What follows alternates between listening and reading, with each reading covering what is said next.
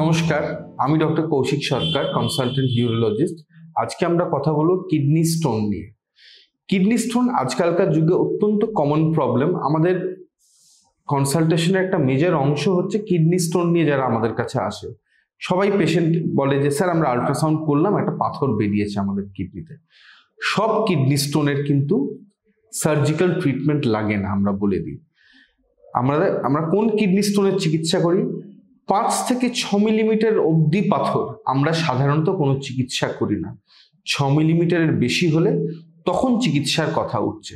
6 millimetre থেকে 1 সেন্টিমিটারের মধ্যে পাথর যদি ছোট পাথর হয়, নরম পাথর হয়, তাহলে ইউজুয়ালি ESWL বলে একটা জিনিস আছে। এটার পুরো নাম হচ্ছে extra corporeal shock wave lithotripsy, বা এটাকে সাধারণ মানুষে সাধারণত ভাইব্রেশন থেরাপি বলে। এই ভাইব্রেশন থেরাপি দিয়ে আমরা বাইরে থেকে ভাইব্রেশন দিয়ে পাথরটাকে গুঁড়ো গুঁড়ো করে ভেঙে দিই, যেটা পরে ইউরিন দিয়ে বেরিয়ে যায়। এটাকে বলে ESWL। এটা একটা নিরাপদ পদ্ধতি। এটার সাইড এফেক্টস এবং এদের কমপ্লিকেশন রেটস খুবই কম। প্রথম কয়েকদিন একটু ইউরিন দিয়ে ব্লাড আসতে পারে। এছাড়া ESWL কিন্তু ছোট পাথরের জন্য খুব ভালো চিকিৎসা।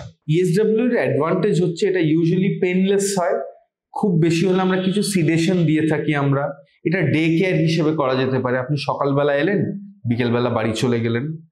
এর কমপ্লিকেশন সেরকম নেই। এবং ESWL করার পর আপনি রেগুলার অ্যাক্টিভিটি আপনি পরের দিন থেকেই আপনি জয়েন করতে পারেন। আপনি এগুলোতে কোনো সমস্যা নেই।